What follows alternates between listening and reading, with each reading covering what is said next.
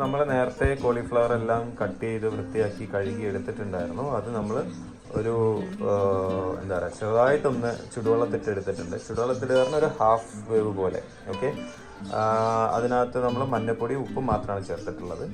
Just ഒന്ന് മഞ്ഞപ്പൊടി ഉപ്പും ചേർത്ത് ചുടുവെള്ളത്തിട്ട് ഒന്ന് ബോയിൽ ചെയ്തിട്ട് ഒന്ന് ട്രൈ ചെയ്യാൻ. ആദ്യം മൈദയാണ് ഇടുന്നത്. 1 കപ്പ് മൈദ ആവശ്യത്തിന് കേട്ടോ, അത് നിങ്ങളുടെ ക്വാണ്ടിറ്റിക്ക് അനുസരിച്ച്. ഇപ്പോൾ നമ്മുടെ ചില്ലിക്ക് അനുസരിച്ച് ഏകദേശം ഒരളവിനാണ് മൈദ ഇടുന്നത്. കടലമാവ് അതും ഏകദേശം ആവശ്യത്തിന് അളവിന്. അരിപ്പൊടി മൈദ ഇട്ടു, അതിനേക്കാൾ കുറഞ്ഞ അളവിലാണ് കടലമാവ് ഇട്ടത്, അതിനേക്കാൾ കുറഞ്ഞ അളവിലാണ് നമ്മൾ അരിപ്പൊടി ഇട്ടത്. ഓക്കെ, നല്ല നൈസ് അരിപ്പൊടി. അത് കഴിഞ്ഞ് നമ്മൾ നല്ല ചില്ലിപ്പൊടി, കാശ്മീരി ചില്ലിപ്പൊടി ഉണ്ടെങ്കിൽ കളറിന് അതാണ് യൂസ് ചെയ്യുക. ഇത് നമ്മൾ നോർമൽ വീട്ടിൽ അരച്ച് പൊടിച്ച മുളക് പൊടിയാണ്. അത് കഴിഞ്ഞതാ കാശ്മീരി. യെസ്, അപ്പോൾ എരിവിന് സാധാ മുളക് പൊടി ആഡ് ചെയ്തു. അതിനുശേഷം കളറിന് കാശ്മീരി ചില്ലി പൗഡർ ആഡ് ചെയ്യാണ്. അപ്പോൾ എരിവുമായി കളറുമായി. ഓക്കെ, നമ്മൾ അടുത്തത് കായപ്പൊടിയാണ് ഇടാൻ പോകുന്നത്. കായം പൗഡർ, LG കായം പൗഡറാണ് ഇടുന്നത്. അത് ആ മണത്തിന് നല്ലൊരു ഒരു മണം കിട്ടാൻ വേണ്ടിയിട്ടാണ്. അതുകഴിഞ്ഞ് നമ്മളൊരു കുഞ്ഞ് അളവ്, അതായത് ഒരു ടേബിൾ സ്പൂൺ അളവിൽ നമ്മൾ ടീസ്പൂൺ അളവിൽ. ടീസ്പൂൺ എന്ന് പറഞ്ഞാൽ നമ്മൾ ഇതൊക്കെ ഒരു അളവിനാണ് ഇടുന്നത്. നിങ്ങളതിനനുസരിച്ച് വളരെ ചെറിയ ക്വാണ്ടിറ്റി സോഡാപ്പൊടിയാണ് ഇടുന്നത്. ബേക്കിംഗ് പൗഡർ എന്നല്ലേ പറയാം, സോഡാപ്പൊടി. സോഡാപ്പൊടി. അപ്പോൾ ബേക്കിംഗ് പൗഡർ എന്താ? അത് തന്നെ,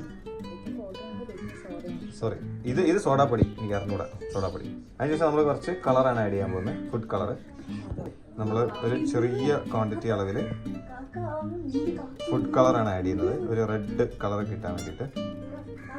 നമ്മളിനി ആവശ്യത്തിന് ഉപ്പാണ് ഇടുന്നത്. ഉപ്പ് നമ്മൾ ഓൾറെഡി കോളിഫ്ലവറിൽ ഉപ്പും മഞ്ഞപ്പൊടി ഇട്ട് വേവിച്ചത് കൊണ്ട് നമ്മൾ ഈ മസാലയ്ക്ക് വേണ്ടുന്ന ഉപ്പ് മാത്രം ഇതിലിട്ടാൽ മതി. കോളിഫ്ലവറിന് ഓൾറെഡി ഉപ്പിട്ട് വേവിച്ചുകൊണ്ട് അതിൽ ഉപ്പുണ്ട്.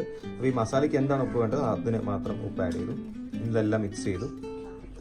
നമ്മൾ വെള്ളം ഒഴിച്ച് സാധാരണ മാവ് കുഴയ്ക്കുന്നത് പോലെ, മാവല്ല, മാവ് ആ കൺസിസ്റ്റൻസി അല്ല, ഒരു മസാല ഈ കോളിഫ്ലവറിൽ പിടിക്കുന്ന പോലുള്ള ഒരു കൺസിസ്റ്റൻസിയിൽ നമ്മളിത് കുഴച്ചെടുക്കും, പേസ്റ്റ് പോലെ.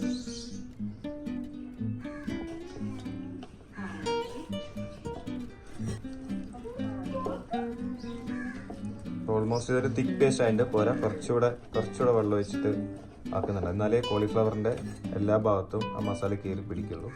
അപ്പോൾ ആ ഒരു കൺസിസ്റ്റൻസി ആവുന്നത് വരെ നമ്മൾ നന്നായി ഇളക്കി. ഓൾമോസ്റ്റ് ആയിട്ടുണ്ട് അല്ലേ? ഇനി നമ്മൾ കൂട്ടും. ഓക്കെ, ഇനി നമ്മൾ ഓൾറെഡി ഇതുണ്ടോ ഉപ്പും മഞ്ഞപ്പൊടി ഇട്ട് വേവിച്ച് വെച്ചിട്ടുള്ള കോളിഫ്ലവറാണ്. അത് അതിനകത്തിട്ട് മിക്സ് ചെയ്യണം. കുറേശ്ശായിട്ട് കൊട്ടിയിട്ട് മിക്സ് ചെയ്ത് ഇല്ല മൊത്തത്തിൽ കൊട്ടി. ഓക്കെ, നമ്മളത് മൊത്തത്തിൽ അങ്ങനെ മിക്സ് ചെയ്യണം. വെള്ളം കുറഞ്ഞോ? ഓക്കെ, എനിക്ക് വെള്ളം കുറഞ്ഞൊന്നൊരു തോന്നലുണ്ടായിരുന്നു. പക്ഷേ ഈ ഒരു കൺസിസ്റ്റൻസി വേണമെന്നാണ് നമ്മൾ പറയണത്. എന്നാലേ ആ ഒരു ഇതെല്ലാം അങ്ങനെ പിടിച്ച് കറക്റ്റായി കിട്ടുള്ളൂ എന്ന് പറയുന്നത്. യെസ്, കണ്ടോ? കറക്റ്റായി. ഒഴുകി പോകും. അപ്പോൾ ഒഴുകി പോകുന്നവർ, ഞാൻ വിചാരിച്ചു ഒഴുകി പോകുന്ന ലെവലിൽ ഇങ്ങനെ മാവിൽ മുക്കിയിടുന്ന പോലെ അങ്ങനെ വേണമെന്ന് വിചാരിച്ചല്ല. ഈ ഒരു കൺസിസ്റ്റൻസിയിൽ ആക്കണം, എങ്കിലേ കോളിഫ്ലവറിൽ മാവ് പിടിച്ച് എണ്ണയിൽ അത് കറക്റ്റായി ഫ്രൈ ആയി വരുള്ളൂ. അപ്പോൾ ഇനി നമ്മളിതിനി ഫ്രൈ ചെയ്ത ശേഷം കാണിച്ചു തരാം ഫൈനൽ റിസൾട്ട് എന്താണെന്നുള്ളത്. ഇത്രയേ ഉള്ളൂ. ഇത് നമ്മൾ കുറച്ച് നേരം ഇങ്ങനെ മസാല പിടിക്കാനൊക്കെ ആയിട്ട് ഒരു അരമണിക്കൂർ വെക്കും. ഫ്രൈ ചെയ്യണം നമ്മൾ. ഇതുണ്ടോ, പിന്നെ ഇത് വെച്ചു, എണ്ണ ഇട്ടു. അതായത് ഇത് നല്ലത് നല്ല കൺസിസ്റ്റൻസിയിൽ മസാല വെച്ച് കിടക്കുന്നുണ്ട്. അതെടുത്ത് ഇടുക, ഫ്രൈ ചെയ്ത് തരുമ്പോൾ. കറിവേപ്പില എന്താ കാണാത്ത? മസാലയിൽ കാണുന്നില്ല, എണ്ണയിലിടുക. ഓക്കെ, നമ്മളപ്പോൾ ഇതിൽ കറിവേപ്പിലയും കൂടെ ഇടും. ഇതാണ്ടോ കിടക്കണ്ട.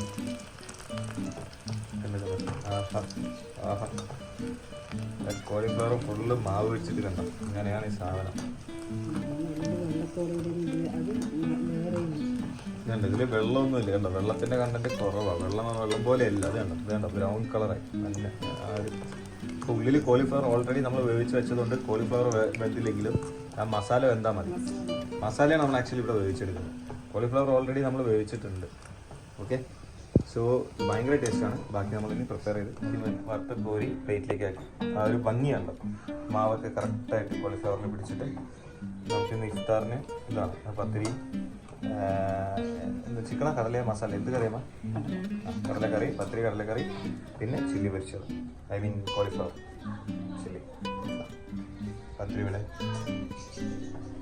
നമ്മുടെ കുക്ക്. സോ ഫൈനലി നമ്മുടെ സാധനം ഇവിടെ റെഡി ആയിട്ടുണ്ട്. ബാങ്ക് കൊടുക്കാൻ ടൈമായി. നമ്മൾ ഇഫ്താർ നോമ്പ് തുറക്കാൻ സമയമായി. അപ്പോൾ ഒരു 5-10 മിനിറ്റ്സിൽ ഇതെല്ലാം ഇപ്പോൾ കാലിയാവും. നമ്മൾ നാരങ്ങ വെള്ളം, പിന്നെ കുറച്ച് ഫ്രൂട്ട്സ്, ഇവിടെ നിറയെ നാരങ്ങ വെള്ളം ഒരു ചെബ് ഇറക്കി വെച്ചിട്ടുണ്ട്, പിന്നെ കുറച്ച് ഫ്രൂട്ട്സ്, ഇത് കുറച്ച് ബ്ലാക്ക് ഹൽവയാണ്. പിന്നെ മെയിൻ കോഴ്സ് അവിടെ ആയിട്ടുണ്ട്, അത് എടുത്തിട്ട് വരുന്നേ ഉള്ളൂ. ഇതാദ്യം ബാങ്ക് കൊടുത്തത് മകത്താക്കാനുള്ള ഐറ്റംസ് ആണ്. അപ്പം ഇതാണ് നമ്മുടെ ഫൈനൽ റിസൾട്ട് ഓഫ് ചില്ലി.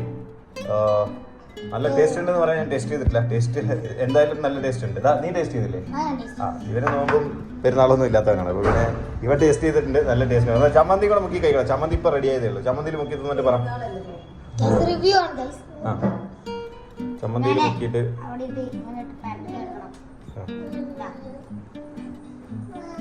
ആഹാ തിന്നണ കാണുമ്പോൾ കൊതിയായിട്ട് വരും. 10 മിനിറ്റിൽ ഞാൻ ഇപ്പോൾ തക്കങ്ങൾ ഇതാക്കുന്നതാ. ഒക്കെ മസാല പിടിച്ച് നല്ല സൂപ്പർ ആയിട്ടുണ്ട്. ഇനി ഇതിൽ കൈ വെച്ചിട്ടുണ്ടെങ്കിൽ അടി കിട്ടണ്ട. പോകോ, നിന്റെ കോട്ട തീർന്നു. ഇനി ഇത് എൻ്റെ കോട്ടയാണ്. നല്ല എരിവും പുളിയും ഒക്കെ ഉള്ള ചമ്മന്തിയാണ്. നമ്മുടെ ഡുഡുമോൾ ഇതാ നോമ്പ് തുറക്കുന്നുണ്ട്. അവൾക്ക് ബത്തക്കയാണ് എപ്പോഴും ഇഷ്ടം. അവളുടെ ഫേവറേറ്റ് സാധനമാണ്. Okay, thank you, bye bye.